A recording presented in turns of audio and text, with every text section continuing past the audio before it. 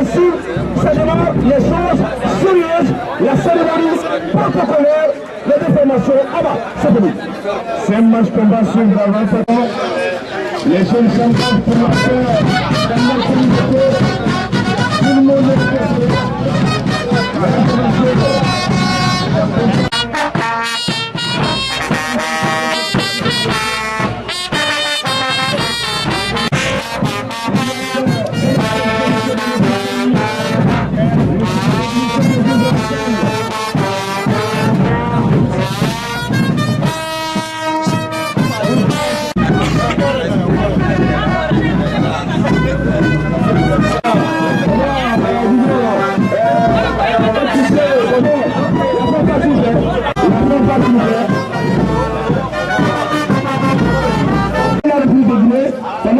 C'était le message leur message avec eux.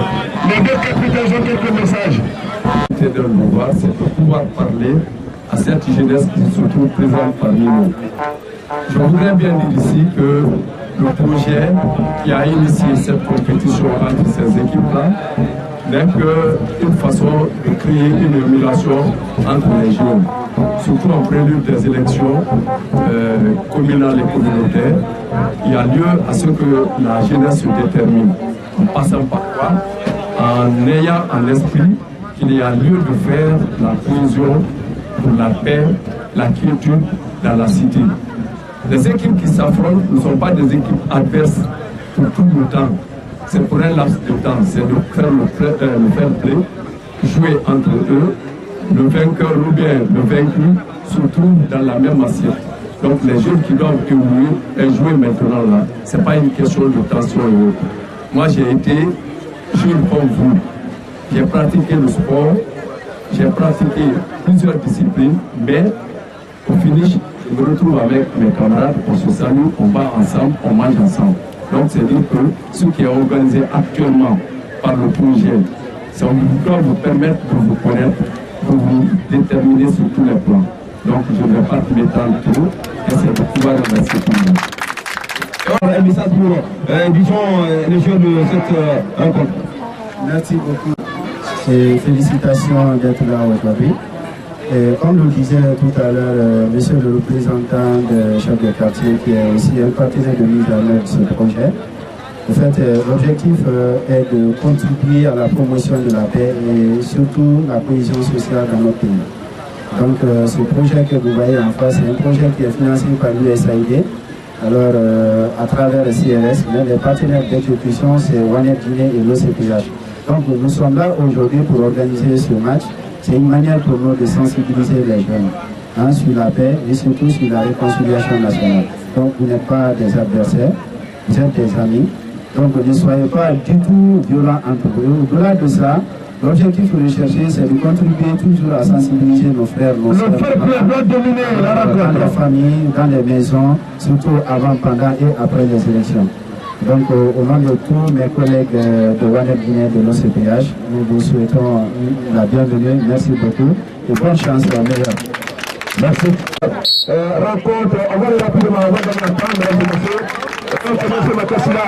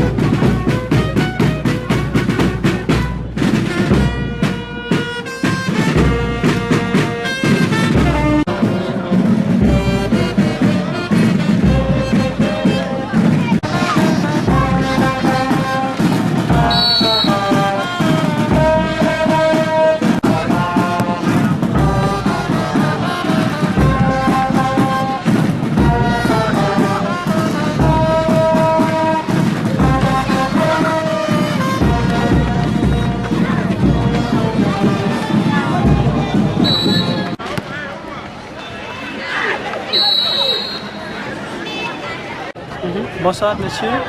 Oui, bonsoir. Votre nom s'il vous plaît? Mon nom c'est Boubacar Mansare. Je suis le responsable sur l'évaluation de Wanet Guinée. En même temps, le point focal sur l'évaluation du projet de cohésion culturelle pour la paix et la prospérité de la même institution. Alors, un match de gala, c'est pourquoi? Au fait, vous savez, ça part d'un constat.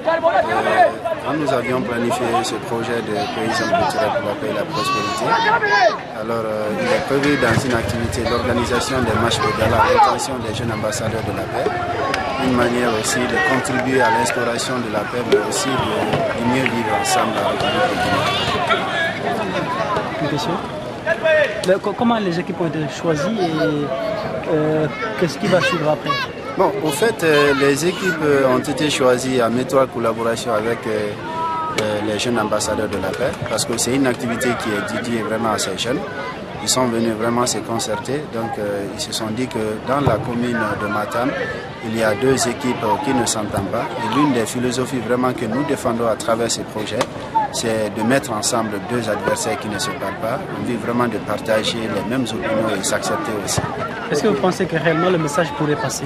Je pense que dans un processus de réconciliation de la paix, alors ce n'est pas quelque chose d'un seul jour, mais à travers nos actions que nous avons déjà vraiment entreprises vraiment sur le terrain, nous estimons que le message vraiment est en train de passer, et que les jeunes, surtout qui sont les cibles de ce projet-là, sont en train de comprendre mieux le message. Ok, vous êtes appuyé par quoi?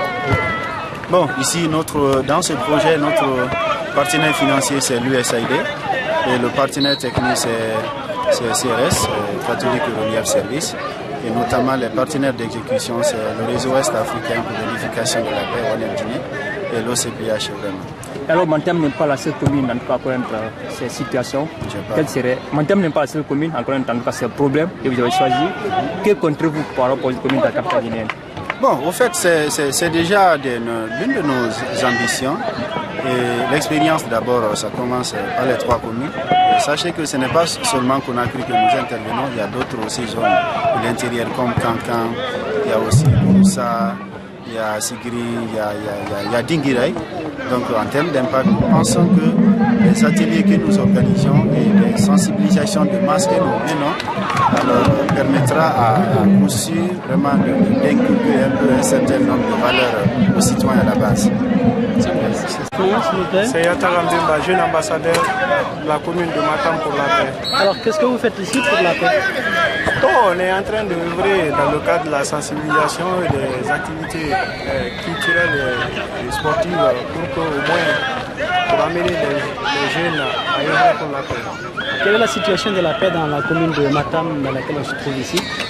Bon, généralement, quand on a fait certaines démarches, on a vu que Matam est confronté à certains problèmes de conflits. Généralement, ces conflits sont beaucoup plus accentués sur des problèmes liés aux besoins sociaux de base que des conflits politiques. C'est cela qui nous a poussé à organiser ce match de football afin d'amener la population à mieux comprendre les enjeux des conflits, afin de ne pas se livrer à certains faits de vandalisme. Merci beaucoup. Bonsoir. Votre nom, s'il vous plaît? C'est Mohamed Kamara, coordinateur de chaque quartier. Alors, une telle activité dans votre commune pour la cohésion sociale et la paix, qu'est-ce que ça vous fait en tant que responsable communal? En tant que responsable au niveau de la commune de Matam, je ne ferai que m'en réjouir. Pourquoi? Parce que c'est une grande émulation aujourd'hui pour la jeunesse de Matam. À force d'organiser un tel événement par le projet de cohésion culturelle pour la paix et la prospérité, je crois que vraiment c'est une fierté pour l'autorité de la commune de Matam. Pourquoi? Parce que la jeunesse, elle est là pour être utilisée à toutes les fins. Or ici, le football que les jeunesses sont en train de jouer doit refléter la paix. Parce que ce sont des adversaires qui jouent, mais pas pour des adversaires qui sont là éternellement. C'est pour un fair play. Ils s'amusent, ils jouent pour créer la paix, l'émulation entre eux.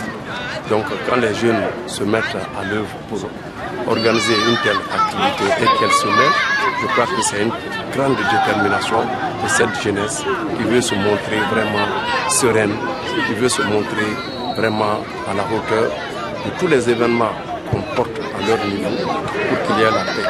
C'est pourquoi il y a cette réjouissance aujourd'hui. Alors, est-ce que vous pouvez nous rappeler l'affiche du jour? Quelles sont les équipes qui sont mises aux prises? Bon, pratiquement, on est venu sans avoir un programme. Mais, à force de nous appeler à assister à ce match-là, c'est pourquoi on s'est rendu. Parce que la jeunesse, vraiment, chaque fois qu'on peut savoir les équipes mises aux prises, les équipes qui jouent là? Bon, je ne peux pas dire le nom de ces équipes. Je sais quand même qu'on nous a fait part qu'il y a 2 équipes qui doivent jouer. Je ne peux pas me déterminer. Merci beaucoup. Quelles sont vos attentes? Les attentes sont telles qu'au finish, nous avons une jeunesse qui est unie, une jeunesse dans laquelle se trouve l'enthousiasme, une jeunesse qui aujourd'hui peut se déterminer en disant, quel que soit l'événement, nous ne devons pas être utilisés pour d'autres fins, mais en des circonstances pareilles, nous aimerions évoluer dans la paix et pour vraiment un projet aussi utile qui puisse leur permettre de s'épanouir dans la commune de Matam. Merci. Vous avez Mohamed Souma, vous avez Mohamed Kouma au 3, Kantouré Silla au 15, David Kamara numéro 17, Abakar Conté le numéro 10, vous avez Mohamed Fatih 8, Amara Keta 4, Nene Massa 9, Sedouba Touré, Abdoulaye Bangoura et Alassane Kamara au 14. La formation de Abba, Académie Amara 12, Mohamed Ben Kamara 17, Ousmane Papa Kodet Toukara 10. Les bandes de réservistes, vous avez Alseni Silla 2, Abakar Conté 6, Cheikh Ahmed Amare, Karima Bam, Mohamed Kamara, Cheikh Mara, Mohamed Conté, Moustapha Touré au 3, Banfa Kamara. C'était là les partants de sa déformation. On va suivre cette balle pour la formation de Abba, le dorsal 12. Se voilà sur la bretelle droite qui est là, le dorsal 9 dans lequel va armer son team.